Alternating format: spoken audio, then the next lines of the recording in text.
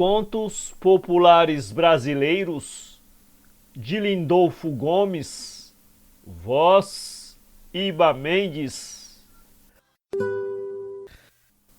Alma de Adão. Era uma vez um solicitador muito velhaco que tinha feito derramar muitas lágrimas de órfãos e viúvas. Ladrão como ninguém mais. Era já sabido que alma de advogado não entra no céu, mas como o diabo do leigo era fino como um rato e não havia notícia de haver jamais perdido uma demanda, foi bater à porta de São Pedro. O santo chaveiro mal abriu e deu com ele, recuou espantado de tamanha ousadia. Não se espante, meu santo, quero entrar no céu. Estou arrependido, venho suplicar a sua misericórdia. Impossível, respondeu São Pedro. Vai a teu destino, que foste o maior velhaco do mundo. Mas tanto fez e aconteceu o advogado que o santo lhe dirigiu a seguinte proposta. Permito que entres no quarto das almas às escuras, e de lá me tragas a alma de Adão. Se o conseguires, visto que és esperto, entrarás no céu. Assim se fez, e daí por pouco voltou o advogado com a alma de Adão, nosso primeiro pai. São Pedro, que quisera apenas brincar com ele, ficou muito admirado daquele feito e exclamou: Mas como conseguiste descobrir essa alma em meio de milhões de outras?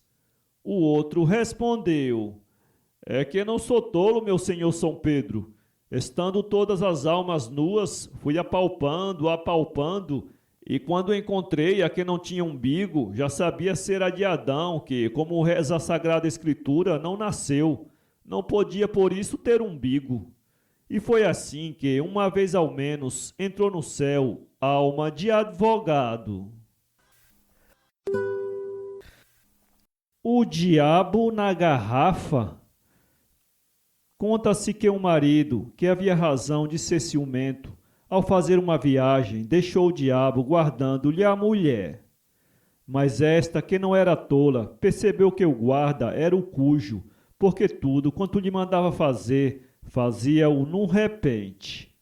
Chamou-o e disse-lhe: Você tem um grande poder, porque tem feito coisas que parecem milagres, mas duvido que faça uma coisa. Não é capaz de entrar naquela garrafa. E apontou-lhe uma vazia. O diabo, que é vaidoso, ficou tentado em mostrar todo o seu poder e mais que depressa meteu-se pela garrafa dentro.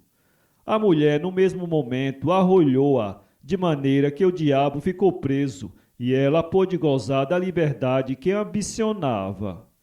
Quando o marido voltou, foi recebido com muitos afagos da mulher, a quem ele perguntou pelo empregado. Ai, maridinho do coração, sem que nem para que saiu e não voltou mais. Também aquilo parecia o diabo. Olha que cheiro de enxofre ficou em casa. Era uma catinga de pano queimado que ninguém podia aturar. Se o diabo estava preso na garrafa, danado de raiva. É mesmo, mulher, que catinga, que havemos de fazer? Vai, marido, corre à igreja com esta garrafa e enche-a de água benta para espalhar na casa. O tolo pegou e fez o que a mulher lhe mandava. Quando entrou na igreja e foi encher na pia a garrafa que desarrolhou, esta deu um estouro e o diabo, atordoado com a água benta e avistando os santos nos altares, saiu zunindo como um raio que ninguém mais o viu. O marido, muito espantado e estúrdio, voltou para casa sem saber explicar o acontecido e sem ter conhecido o segredo da mulher. Os três irmãos. Era um dia 3 irmãos que amavam a mesma moça. No princípio eram muito amigos, mas depois a paixão foi tanta que se desuniram, e a moça não se decidia por nenhum.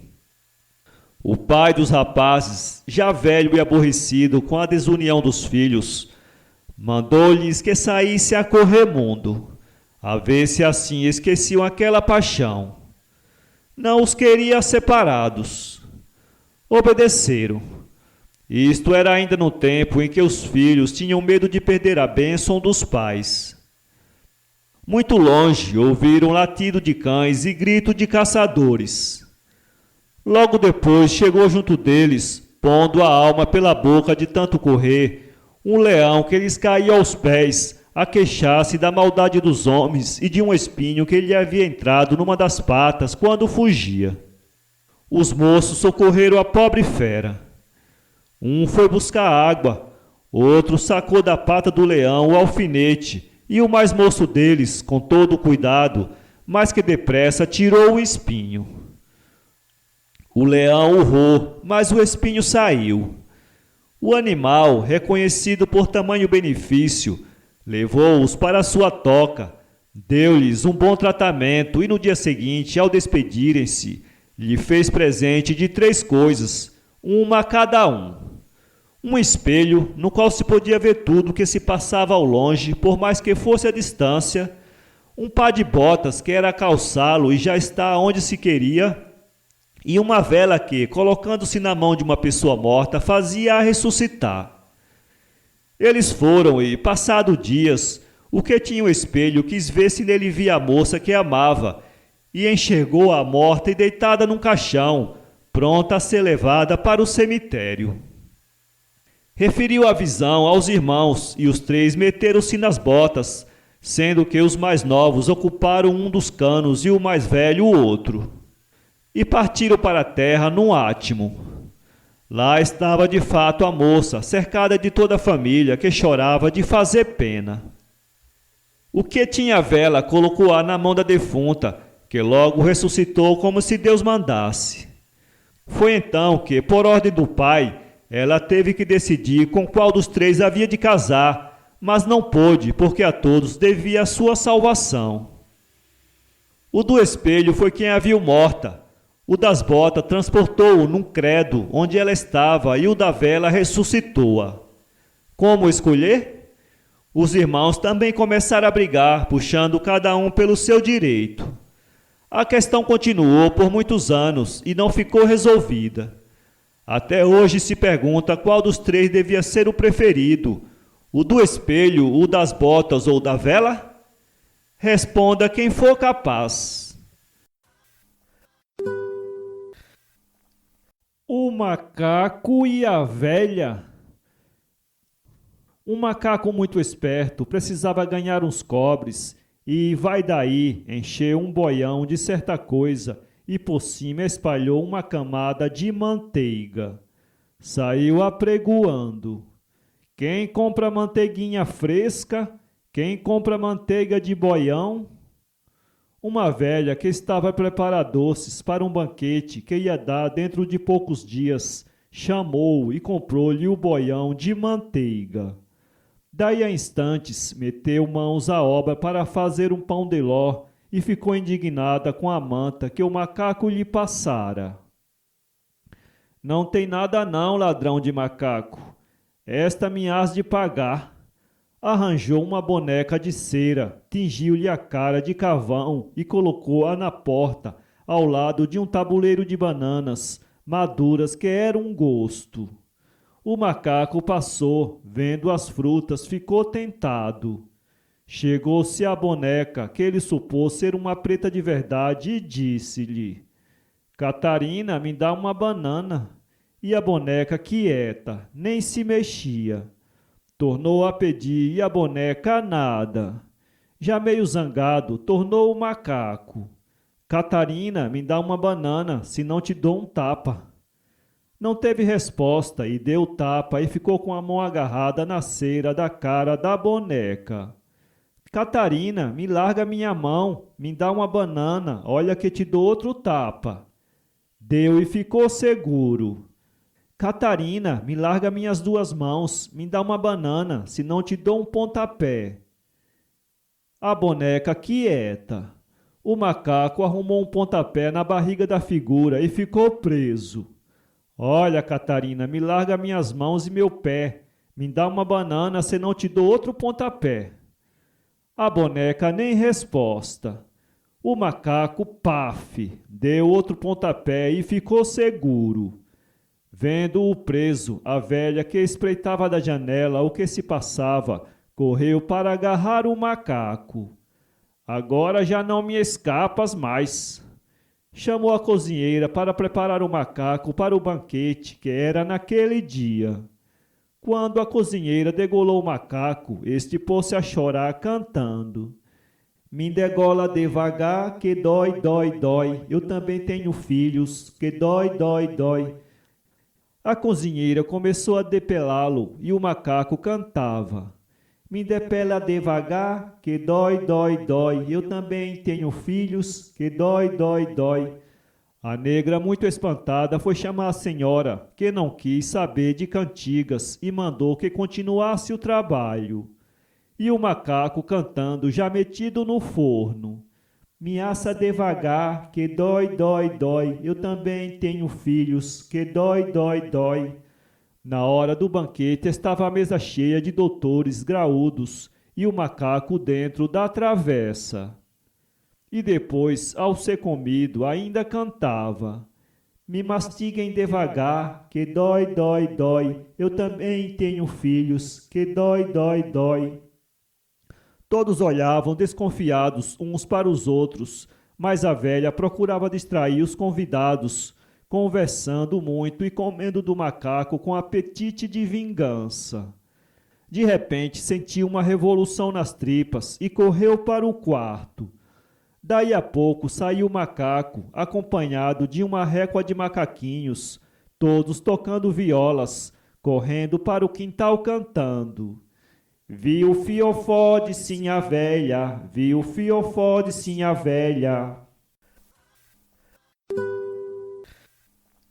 De como Malazarte fez o urubu falar. Quando o pai de Pedro Malazarte entregou a alma a Deus, fez-se a partilha dos bens, uma casinha velha, entre os filhos e tocou a Pedro uma das bandeiras da porta da casa, com que ele ficou muito contente. Pôs a porta no ombro e saiu pelo mundo. Em caminho, viu um bando de urubus sobre um burro morto. Atirou a porta sobre eles e caçou um urubu que ficou com a perna quebrada. Apanhou-o, pôs a porta às costas e continuou a viagem. Obra de uma légua ou mais, avistou uma casa de onde saía fumaça, o que queria dizer que se estava preparando o jantar. Pedro Malazarte, que sentia fome, bateu à porta e pediu de comer. Veio atendê-lo uma preta lambisgoia, que foi logo dizer à patroa que ali estava um vagabundo com um urubu e uma porta a pedir de jantar. A mulher mandou que o despachassem, que a sua casa não era coito de malandros. O marido estava de viagem e a mulher no seu bem bom a preparar um banquete para quem ela muito bem o destinava. Neste mundo há coisas. Pedro Malazarte, tão mal recebido que foi, resolveu subir para o telhado, valendo-se da porta que trazia e lhe serviria de escada. Subiu e ficou espreitando o que se passava naquela casa, tanto mais que sentia o cheiro dos bons petiscos. Espiando pelos vaus das telhas, viu os preparativos e tomou nota das iguarias e ouviu as conversas e confidências da patroa e da negra. Justamente na hora do jantar, chegou o dono da casa, que resolvera voltar inesperado da viagem que fazia. Quando a mulher percebeu que ele se aproximava, mandou esconder os pratos do banquete e veio recebê-lo e abraçá-lo, muito fingida, muito risonha, mas por dentro queimando de raiva. Vai daí mandou pôr na mesa a janta, que constava de feijão aguado, paçoca de carne seca e cubu, dizendo: Por que não me avisou, marido? Sempre se havia de aprontar mais alguma coisa. Sentaram-se à mesa. Pedro Malazarte desceu de seu posto e bateu na porta, trazendo o urubu. O dono da casa levantou-se e foi ver quem era. O rapaz pediu-lhe um prato de comida e ele chamou-o para a mesa a servir do pouco que havia. A mulher estava desesperada, desconfiando com a volta do Malazarte. Pedro tomou assento, puxou o urubu para debaixo da mesa, preso pelo pé num pedaço de corda de pita. Estavam os dois homens conversando, quando de repente o Malazarte pisou no pé quebrado do bicho e este se pôs a gritar. O dono da casa levou um susto e perguntou que diabo teria o bicho. Pedro respondeu muito sério. Nada, são coisas. Está falando comigo. Falando, pois o seu bicho fala? Sim, senhor, nós nos entendemos. Não vê como o trago sempre comigo? É um bicho mágico, mas muito intrometido. Como assim? Agora, por exemplo, está dizendo que a patroa teve aviso oculto da volta do senhor e por isso lhe preparou uma boa surpresa. Uma surpresa? Conte lá isso como é. É deveras, uma excelente leitoa assada que está ali naquele armário. Pois é possível. Ô mulher, é verdade o que diz o urubu deste moço? Ela, com receio de ser apanhada com todo o banquete e certa já de que Pedro sabia da marosca, apressou-se em responder. Pois então, pura verdade, o bicho adivinhou, queria fazer-te a surpresa no fim do jantar, e gritou pela empregada. Maria, traz a leitoa. A mulher veio logo correndo, mas de má cara, com a leitoa assada na travessa. Daí a pouco, Pedro Malazarte pisou outra vez no pé do urubu, que soltou novo grito. O dono da casa perguntou, o que é que ele está dizendo? Bicho intrometido, está candongando outra vez. Cala a boca, bicho. O que é? Outras surpresas. Outras? Sim, senhor, um peru recheado. É verdade, mulher? Uma surpresa, maridinho do coração. Maria, traze o peru recheado que preparei para teu amo. Veio o peru, e pelo mesmo expediente conseguiu Pedro Malazarte que viesse para a mesa todas as iguarias, doces e bebidas que havia em casa. Ao fim do jantar, o dono da casa, encantado com as proezas do urubu, propôs comprá-lo a Pedro Malazarte, que o vendeu muito bem vendido, enquanto a mulher e a preta bufavam de raiva, crentes também no poder mágico do bicho, que assim seria um constante espião de tudo quanto fizessem. Fechado o negócio, Pedro Malazarte partiu satisfeito e vingado. De como Malazarte entrou no céu? Quando Malazarte morreu e chegou ao céu, disse a São Pedro que queria entrar. O santo porteiro respondeu, estás louco, pois ainda tens coragem de querer entrar no céu, depois que tantas fizestes lá pelo mundo? Quero, São Pedro, pois o céu é dos arrependidos e tudo quanto acontece é por vontade de Deus. Mas o teu nome não está no livro dos justos e, portanto, não entras. Mas então eu desejava falar com o Padre Eterno. São Pedro zangou-se só com aquela proposta e disse, não, para falares a Nosso Senhor, precisavas entrar no céu, e quem entra no céu dele não pode mais sair. Malazarte se pôs a lamentar e pediu que o santo ao menos deixasse espiar o céu, só pela frestinha da porta, para que tivesse uma ideia do que fosse o céu, e lamentasse o que havia perdido por causa das más artes. São Pedro, já amolado, abriu uma fresta da porta e Pedro meteu por ela a cabeça. Mas de repente gritou, olha, São Pedro, Nosso Senhor que vem falar comigo, eu não te dizia? São Pedro voltou-se com todo o respeito para dentro do céu, a fim de render as suas homenagens ao Padre Eterno que supunha ali vir. e Pedro Malazarte então pulou para dentro do céu. O santo viu que tinha sido enganado, quis pôr o Malazarte para fora, mas ele contrariou. Agora é tarde, São Pedro. Lembre-se que me disse que do céu, uma vez entrando, ninguém pode mais sair. É a eternidade. E São Pedro não teve outro remédio senão deixar o Malazarte lá ficar. As conversas de Mané Bocó. Mané Bocó era o rapaz mais acanhado deste mundo. Sua mãe fazia muito gosto que ele se casasse com uma sua prima, moça rica e bonita, no que estavam de acordo os pais desta. Trataram de aproximar os jovens, e para isto os pais da moça deram um baile. A mãe de Mané Bocó, ao sair da casa com o filho, disse-lhe: Você, rapaz, precisa perder esse acanhamento e conversar com a sua noiva, mas não diga tolices. Pense bem no que terá que dizer. Mané Bocó, em chegando e apresentando a noiva, sentou-se ao pé dela, sem dizer palavra, mas a pensar no que havia de dizer. A moça encarava-o sorrindo. E vai ele, apontando os dedos para os olhos dela, exclamou envergonhado: Eu te furo os olhos. A moça levantou-se e foi contar à futura sogra o que se havia passado.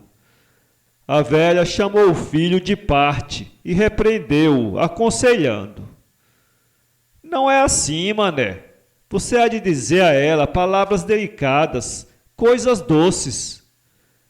Então o rapaz aproximou-se de novo da namorada e, depois de muito pensar, suspirou: Açúcar melado ou rapadura? A moça pôs-se a rir e foi contar à velha o que havia acontecido. A mãe do Mané chamou-o outra vez à parte. Você nunca há de deixar de ser tolo. O que você disse à sua noiva são coisas que se dissessem? Pois a senhora não mandou que eu falasse as coisas doces, ué? Nada, vá procurá-la de novo e converse com ela em coisas do céu, em estrelas, luar, por exemplo. Mané foi ter com a moça e, depois de muito pensar, disse-lhe: Raio, corisco, trovão, tempestade. Tinha-lhe dito coisas do céu, pensava ele, conforme sua mãe lhe havia recomendado. Estava muito contente. Mas a moça soltou uma gargalhada e ficou desfeito o projeto de casamento.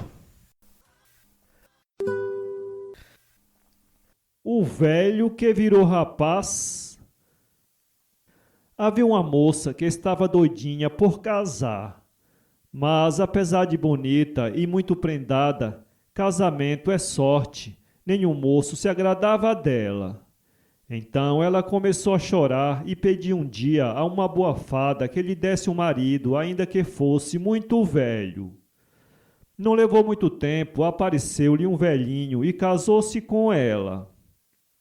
Mas a moça, vendo que tinha errado, que não podia ir às festas com aquele velho, que era para ser seu avô, que as outras moças faziam caçoada dela e que o tratar de marido lhe dava muito trabalho, arrependeu-se do passo que tinha dado e pôs-se a lamentar de novo e pediu desta vez a um feiticeiro levasse para o inferno aquele velho e lhe desse para marido um rapaz.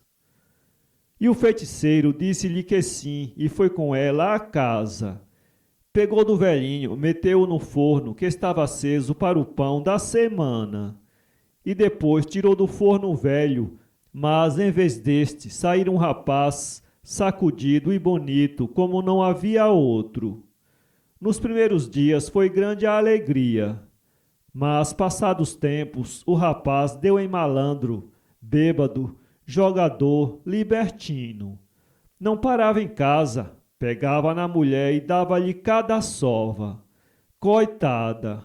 Estava arrependida. E voltou-se para a boa fada, pediu-lhe perdão e queria outra vez o seu velhinho tão bom para ela.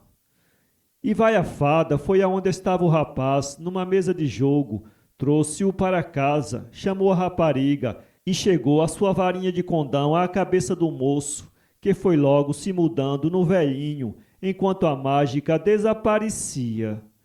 O casal ficou vivendo muito bem, e a mulher nunca falou ao marido no tempo em que ele foi segunda vez moço. Também o velhinho não se lembrava desse tempo. Depois ele morreu e a moça não se casou mais, apesar de muitos rapazes ricos e bonitos quererem casar com ela. Aí está como são as coisas. O vai e vem. Era um dia um velho chamado Zusa, que trabalhava pelo ofício de carapina. A sua oficina era um brinco, sempre muito asseada, a ferramenta muito limpa, tudo nos seus lugares. Mas a mania do velho era batizar cada ferramenta com um nome apropriado. O martelo chamava-se toque-toque, o formão rompe-ferro, o serrote vai e vem. Quando um carapina do lugar precisava de uma, corria logo à oficina do Zusa a pedir-lhe de empréstimo. Mas tanta lhe fizeram demorando a entregar ou ficando com as ferramentas algumas vezes, que o velho resolveu parar com os empréstimos. Certo dia foi à oficina um menino, amando do pai, e disse: Papai manda-lhe muitas lembranças e também pedi emprestado o vai e vem. Mestre Zusa pôs-se as cangalhas no nariz e respondeu: Menino, volta e diz a teu pai que se vai e vem fosse e viesse, vai e vem iria. Mas como vai e vem vai e não vem, vai e vem não vai. Foi buscar lã e saiu tosquiado? Foi um dia uma mulher ambiciosa e perdulária. Quanto mais dinheiro lhe vinha às mãos, mais e muito mais ambicionava, mas gastava tudo em passeios, em trajes luxuosos, em bailes e regabofes. O marido era muito rico e, como gostava muito dela, fazia-lhe todas as vontades. Mas aquilo não podia dar bom resultado. Veio o tempo das vacas magras e com ele a pobreza, por mais que o homenzinho trabalhasse como um moro. A mulher, entretanto, não queria saber de nada, fosse lá como fosse, queria dinheiro para satisfazer os seus caprichos desordenados. Certa vez, em que ela se tornou mais exigente, o pobre homem saiu de casa e pôs-se a caminho sem destino, a ver se milagrosamente alcançaria meios e modos de obter dinheiro. Depois de muito caminhar, assentou-se à sombra de uma árvore, com saudades de casa, e começou a chorar. Nisso apareceu diante dele um homem ricamente vestido, montado num bonito cavalo arreado de ouro e prata. Perguntou-lhe por que chorava. O homem, todo lamuriento, contou-lhe sua triste história, e o estranho personagem lhe propôs: Terás tanto dinheiro quanto desejares, mas ao fim de 10 anos irei à tua casa e quero encontrar-te com tua mulher. Se ambos não me recebem, não respondo pelo que te possa acontecer. O homem pensou e aceitou a proposta. Recebeu uma bolsa cheia de moedas de ouro das mãos do desconhecido, que lhe disse: Por mais que gastes, sempre a encontrará repleta de moedas. Dito isto, desapareceu o cavaleiro como que por encanto. O homem julgou fosse aquele rico e bondoso senhor algum santo, que, condoído de sua má sorte, viera em seu socorro. Desde então voltou a ser rico e a satisfazer todas as vontades da mulher, a quem não relatara a misteriosa procedência daquele dinheiro. Dissera-lhe que havia recebido uma velha herança. A mulher pouco importava a origem de tal riqueza, o que ela queria era dinheiro para gastar em luxo e folganças, e tanto folgou que foi aos poucos se aborrecendo do marido, até que um dia fugiu de casa para muito longe, levando a bolsa recheada de moedas. O pobre homem viu-se abandonado e sem a bolsa maravilhosa. descaiu em maior pobreza, veio a miséria por fim. Passado o prazo fatal, apareceu-lhe à porta um misterioso desconhecido, saudou-o e perguntou-lhe pela mulher, vinha visitá-los. Mas a mulher há 2 anos fugiu, furtando minha bolsa que me deste, eu aqui estou para recebê-lo. E para onde foi? Não tenho notícia, foi de certo para o diabo que a carregue. Realmente está comigo. Como assim? Então o Senhor... Sou o dito cujo em pessoa e venho agora buscar-te, porque não cumpriste o contrato. Alto lá, se não o cumpri, o culpado foi você, seu grandíssimo tratante, pois me privou de fazê-lo, roubando minha mulher. O diabo não teve nada que responder, e quando o pobre homem se benzeu, dizendo, em nome do Padre, e do Filho e do Espírito Santo, o capeta desapareceu num horrível estouro. Daí por diante o homenzinho atirou-se ao trabalho, esqueceu a mulher e viveu feliz na graça de Deus. Contudo, aconselhava os amigos, dizendo-lhes, se a tua mulher começar a pôr-se fora da linha, deste ou daquele modo, toma atento. É preciso mandar benzê-la, está na certa com o diabo no corpo. O coelho barbeiro. O coelho estava jurado de ser morto pela onça, por umas tantas que lhe fizera, mas nesse tempo tinha aprendido o ofício de barbeiro. Um dia estava o velhaquinho penteando o cabelo junto de uma fonte, mirando-se nas águas, muito distraído e pachola, quando de súbito se apresentou a onça. Vais pagar-me, seu tratante. Ah, comadre, não me mate, suplicou o coelho. A gente está quieta, penteando o seu cabelinho para ficar bonito, e vem a comadre com essas ameaças. A onça reparou no coelho e achou-o deveras muito engraçadinho, com aquele penteado que nunca tinha visto, e disse-lhe, pois bem, perdoo-te, mas se me penteares também o cabelo... Eu, comadre, nessa é que eu não caio. A comadre, perdoe que lhe diga, tem um cabelo muito bonito, mas muito grosso. Para desembaraçá-lo havia de doer. A comadre era capaz de me matar. Enganas-te, não te matarei, penteia-me. Só se a comadre deixasse amarrá-la, quando doesse o penteado já não poderia matar-me. Seu tratante, deixar-me amarrar por um bichinho à toa como tu. Não, comadre, já não está aqui quem falou. É se a comadre quisesse pentear o cabelo, de outro modo não porei o pente na sua cabeça. Posso perder a vida, é mesmo com respeito da senhora que eu queria passar-lhe o cipó.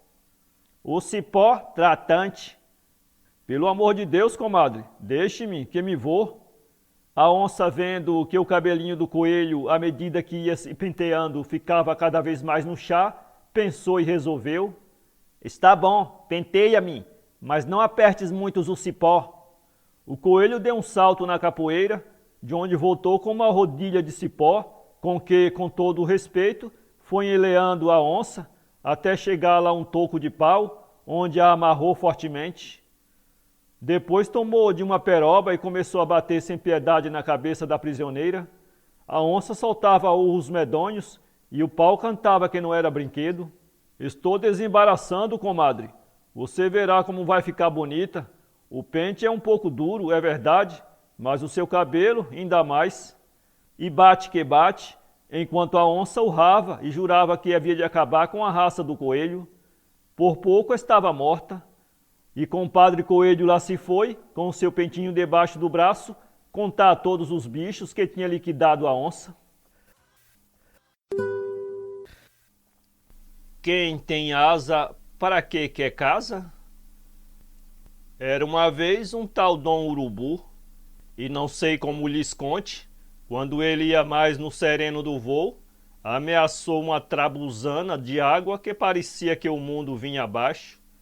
O cabeça pelada não quis saber de mais conversa, foi avoando como um corisco, e sem olhar para aqui nem para acolá, repousou no telhado de uma casa velha e ficou assuntando em como os outros bichos, que avoavam tão rasteiro, se arranjariam quando ele, o rei dos ares, não tinha onde se esconder. Já por aí, umas pombas debandadas vinham também fugindo da tempestade e metiam-se nos pombais como gente que tem de seu e pouso certo onde assista. E vai o urubu falou assim: deixa ver o sol que eu também vou fazer minha casa. Depois vieram as andorinhas e se esconderam na beirada das telhas. E Dom Urubu tornou a dizer: eu também vou fazer minha casa. Depois vieram as cambaxirras e se enfiaram no buraco do muro, mesmo em frente do bicho, para lhe fazer inveja. Ficaram muito quietinhas, muito arrumadinhas no seu canto. E vai o urubu e disse: eu também vou fazer minha casa.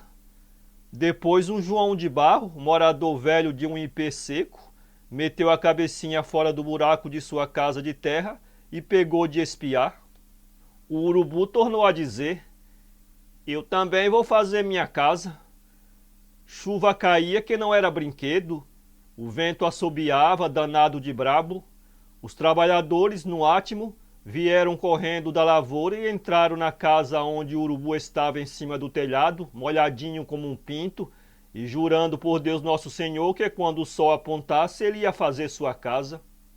Veio o sol, mas o bicho não quis saber de mais nada, sacudiu as asas e avoou para esquentar o corpo.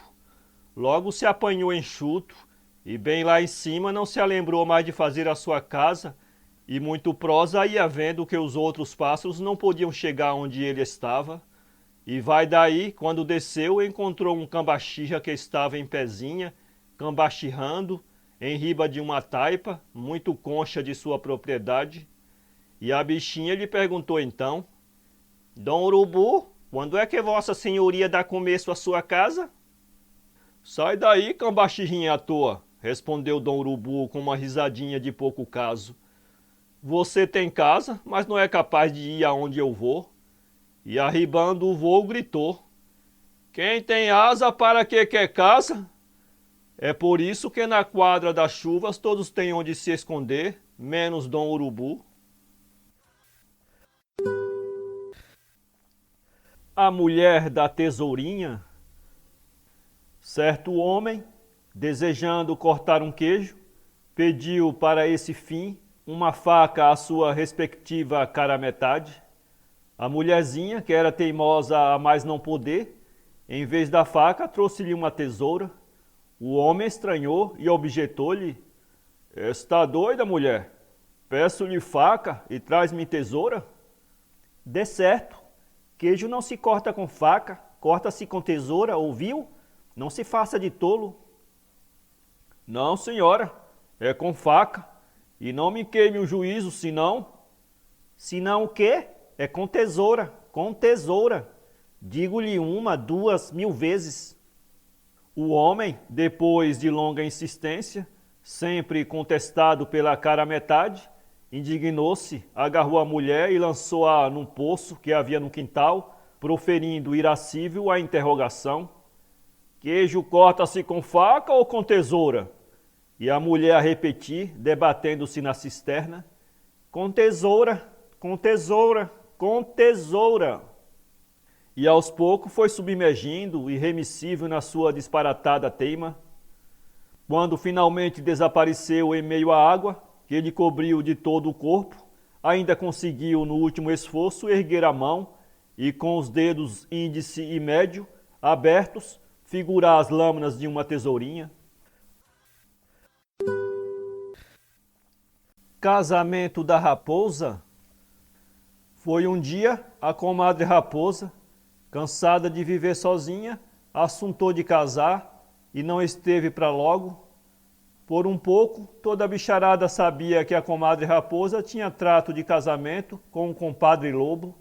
Vejam só, 2 inimigos. O casamento não havia de aturar muito tempo. Começaram os bichos de toda a casta a levar presentes à comadre raposa, com a devida licença do rei deles, o Rei Leão. Pois, em vendo todo esse agrado, mestre Leão, que devia umas obrigações à raposa, sempre muito astuciosa para fazer o que ele mandava, imaginou em lhe dar um presente, mas que fosse, muito melhor que o dos outros. Escolheu um dia de chuva ou de sol, e resolveu perguntar à raposa o que ela queria, e vai daí chamou-a.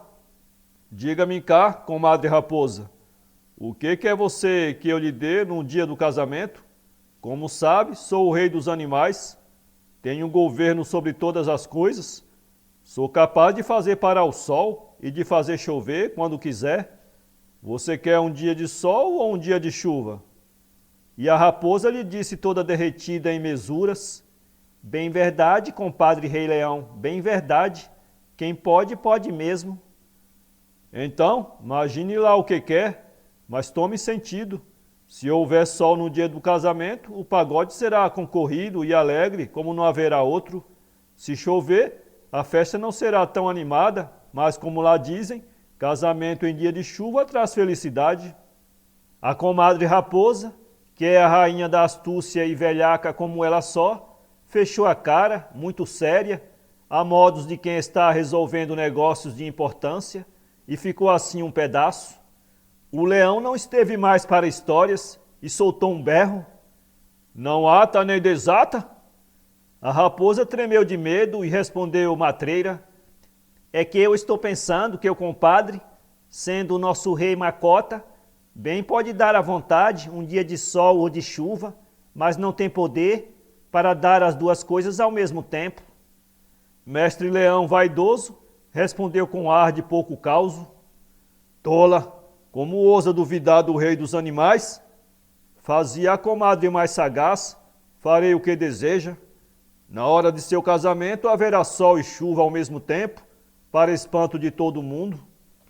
Num dia aprazado cumpriu a promessa, palavra de rei não volta atrás. Daí por diante, todas as vezes que uma raposa se casa, reina chuva e reina sol, e toda a gente já sabe do acontecido, é o casamento da raposa. A lição do filho. Era uma vez uma mãe que tinha um filho muito animado e sem educação de espécie alguma. Por isso mesmo era levado da breca e, pior ainda, tinha inclinação para o furto. Um dia furtou uma agulha da vizinha. A mãe do menino soube do caso e não tomou nenhuma providência. Uma agulha que vale uma agulha, coitado de meu filho. Em pouco tempo vinham aparecendo queixas de outros furtos de objetos de mais valor. Por fim o rapaz estava que era um perfeito ladrão. E quando chegara tempo de ter juízo, não tendo emenda, foi muitas vezes parar na cadeia e até cumpriu penas.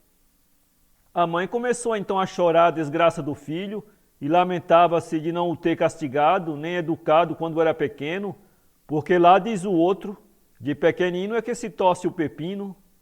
Uma noite o rapaz penetrou numa casa de negócio para roubar.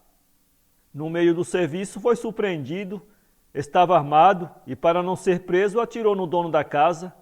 Matou-o, mas não escapou, foi seguro, levado para a cadeia e pouco tempo depois condenado à morte. Na hora de ser enforcado, já do alto da forca, avistou a mãe em meio do povo a chorar e pediu como última vontade que a deixasse subir onde ele estava, queria abraçá-la pela última vez. Concedida a licença, a velha em pranto subiu até onde estava o condenado e, abraçando-se a ele, exclamou: meu filho! Minha mãe, respondeu o rapaz, morro enforcado e criminoso por sua culpa. Se a senhora me houvesse castigado, quando furtei aquela agulha, eu me havia de corrigir a tempo de não ser um grande ladrão e assassino. Levo como última recordação do mundo e do ensino que recebi o nariz de minha mãe, causadora de minha desgraça. E, apertando-a mais entre os braços, deu-lhe uma forte dentada no nariz, arrancando-o. E nesse mesmo instante, o carrasco empurrou-o e trepou-lhe no cangote. Por que os galos cantam de madrugada? Certo dia, Rei Leão deu uma festa e convidou todos os outros bichos. O pagode devia começar ao primeiro sinal da manhã e todos os convidados haviam de, a essa hora, estar presentes. A festa era de arromba, a melhor das que havia notícia até aquela data. Chegou então o dia assinalado, nenhum dos bichos teve sossego, nenhum queria faltar ao convite nem perder a hora. À primeira luz do dia, Rei Leão tinha a casa cheia, gente como formiga. Nenhum dos convidados faltara, a não ser Mestre Galo, que tinha se esquecido inteiramente do convite. Notando-lhe a ausência, o rei dos animais enfureceu-se, achou que aquilo era um pouco caso sem desculpa e mandou uma escolta, a raposa e o gambá, buscar o galo à sua presença. A escolta, quando chegou ao poleiro, pôs em movimento a galinhada toda e Mestre Galo despertou espreguiçando-se, mas sobressaltado. Vimos buscar-te, seu tratante, disseram os outros, de ordem de sua majestade. Rei Leão dá-te a honra de um convite para a maior festa do mundo e ficas a dormir. Ah, é verdade, tinha me esquecido. Pois por isso mesmo está pegado para judeu. De outra vez não terás memória tão desinfeliz. Perdão, camaradas, perdão. O que quererá fazer de mim sua majestade? Ainda perguntas? Comete, se tamanha honra te der, se não quiser antes entregar-nos a tua figurinha para darmos cabo de ti. E dizendo isto, a raposa foi destroçando toda a família de Mestre Galo, sem deixar uma só cabeça. O galo chorava, maldizia-se em vão. A raposa veio de novo aonde o deixara vigiado pelo gambá e ordenou-lhe: marcha, segue, à presença de sua majestade. Mestre Galo não teve outro remédio senão caminhar jururu. Chegados que foram ao palácio do leão, a escolta e o preso compareceram diante da majestade, que soltou um urro de raiva. Patife, galo de uma figa, com que então ousaste desobedecer ao meu real decreto, não te apresentando a hora marcada à minha festa? Vais pagar meu atrevimento. Saiba, vossa majestade, que não foi por querer, mas esqueci. Perdão, perdão, que me ajoelho aos pés de meu rei. Tens memória tão falha, tens cabeça de vento, ia dar-te a morte, mas como te humilhas, e para não perturbar a alegria de minha festa, terás de agora por diante, como castigo de teu esquecimento, não dormires além da meia-noite. Dormirás ao pôr do sol e acordarás à primeira luz da manhã. À meia-noite cantarás, às duas amiudarás, e ao vir do dia cantarás ainda, dando sempre sinal de que estás alerta. Se dormires, se não cantares, tu e tua família correreis o risco de ser comidos pelos animais inimigos de geração tão indigna. Assim não esquecerás mais e ficará punida tua vil memória. Mestre Galo ficou muito contente com a solução e, para não se esquecer de que havia de cantar à meia-noite, cantou também ao meio-dia. Dessa data em diante começou a cumprir o seu fado, cantando pela madrugada fora, por causa de ter desobedecido às ordens de seu monarca. Quando canta, fecha os olhinhos para não se esquecer de que tem de cantar outra vez e canta de dia para se lembrar que há de cantar de madrugada. Os músicos prosas. Havia numa terra de Minas 2 músicos, afamados clarinistas. Ninguém podia com eles, por isso mesmo eram rivais e andavam sempre de rusgas. Pertenciam a bandas diferentes e seus admiradores constituíam-se em partidos. Certa vez encontraram-se na rua e puseram-se a conversar. É que de mal mesmo, nunca chegaram a ficar. Sustentavam sempre boa política. Um deles gabou-se: há poucos dias toquei numa festa do Senhor dos Passos, em certa cidade, e quando saiu a procissão, a banda tocava um dobrado tão lindo que metia a clarineta na boca, seu compadre, com um gosto. Todo mundo me admirava e já nenhum outro instrumento sobressaía. Dali a pouco, viu-se o Senhor dos Passos mover-se no andor e como quis subir ao céu embalado pelos sons que saiu da minha clarineta. Os padres, as irmandades, o povo, tudo estava voltado para mim e de boca aberta diante daquele milagre. Foi preciso parar o dobrado para que a procissão continuasse a marcha e o Senhor dos Passos ficasse quieto no andor. O outro músico ouviu com toda a paciência a maranha do rival. Depois, pegando a palavra, saiu-se com esta: Isso é nada, compadre, em comparação com o que se deu comigo na mesma cidade de que você falou. Fui tocar no enterro de um graúdo, gente que não acabava mais. Começamos uma marcha fúnebre. Minha clarineta estava mesmo manhosa, chorava que dava gosto. O povo ficou apatetado olhando para mim, como se a minha música fosse coisa nunca ouvida, vinda lá do céu. Dali a pouco não havia quem não chorasse, gabando a minha clarineta, dizendo que não havia coisa igual em toda a redondeza. Eu continuei modestamente e quando ia no melhor da festa, o caixão começou a mover-se, a tampa abriu-se e ao som do instrumento, o defunto foi se levantando até que ficou de pé e voltando-se para mim gritou entusiasmado: Vá tocar a clarineta nos quintos dos infernos. A moça do carneirinho. Era uma vez um homem que era pescador e tinha uma filha. Um dia ele foi pescar e achou uma joia no mar muito bonita. Voltou para casa muito alegre e disse à filha: Minha filha, vou dar esta joia de presente ao rei. A filha disse ao pai que não desse e guardasse a joia, mas o velho não a ouviu e levou a joia ao rei. Este recebeu a joia e disse ao pescador que exigia que ele lhe levasse a filha ao palácio, mas nem de noite nem de dia, nem a pé nem a cavalo, nem despida nem vestida. O velho pescador voltou para casa muito triste e a filha perguntou-lhe o que tinha. O pai respondeu que estava triste porque o rei tinha lhe ordenado que a levasse, nem de dia, nem de noite, nem a pé, nem a cavalo, nem despida, nem vestida. A moça disse então ao pai que descansasse, que ficava tudo por conta dela, e pediu que lhe desse uma porção de algodão e lhe trouxesse um carneirinho bem gordo. O pai fez o que a moça pediu, e no dia marcado pelo rei, de madrugada, quando não era nem dia nem noite, a moça cobriu todo o corpo de algodão e saiu montada num carneirinho. Quando chegaram ao palácio, o rei ficou muito contente e satisfeito, porque o pescador tinha cumprido o que ele havia ordenado. A moça ficou no palácio e o rei disse-lhe que podia escolher e levar para casa a coisa de que mais se agradasse ali.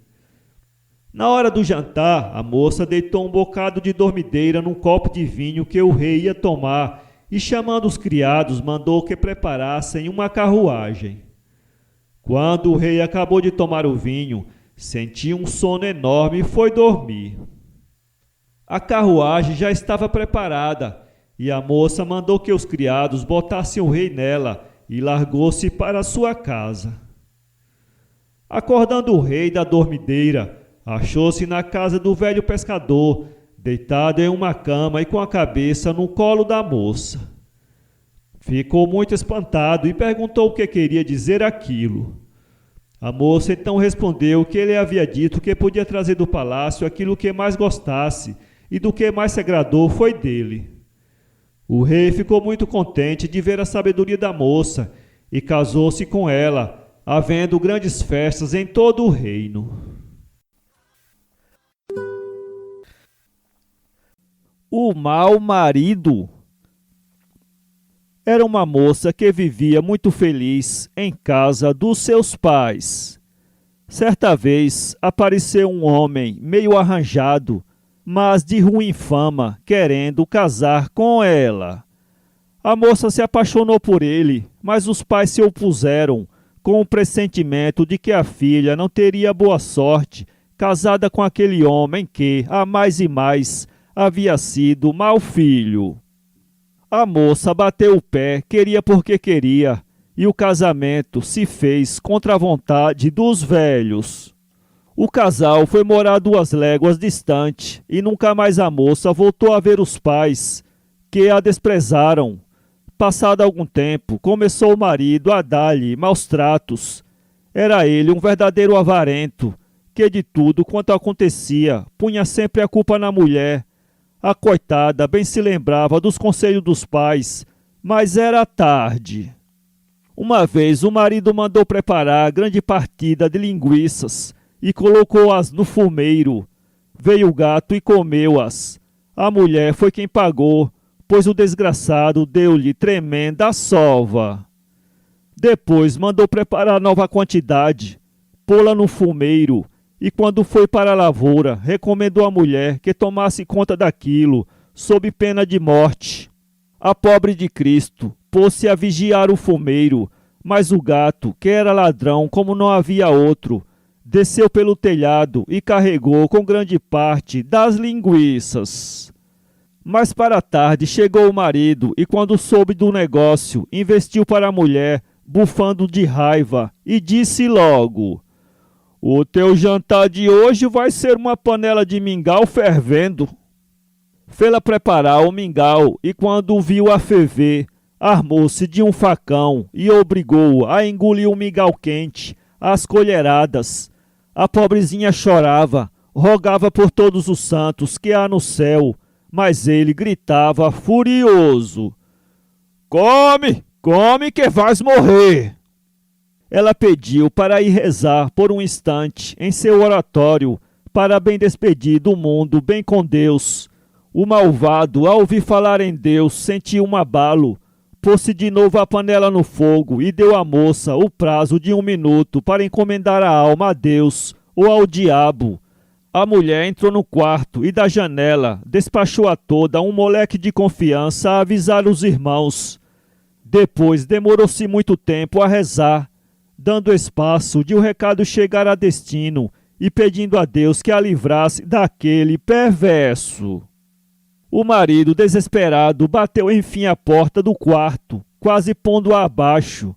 A moça veio abri-la e ele arrastou-a para a cozinha, fê-la ajoelhar-se em frente da panela de mingau, entregou-lhe a colher e gritou: "Come para morrer de barriga cheia! Come mais, que não foi o gato, senão tu quem comeu minhas linguiças." Então a mulher, para tomar tempo, tirou uma colherada e pôs-se a cantar, dando folga a que o mingau esfriasse, assoprando: "Se eu tivesse minha mãe e meu pai a meu lado, não estaria penando nas mãos deste malvado." E o bruto bramava: "Come, come, do contrário morres de barriga vazia." Ela engoliu o mingau e, vagarosamente, tirava outra colherada e punha-se a cantar, arrastando cada vez mais a voz para ganhar tempo.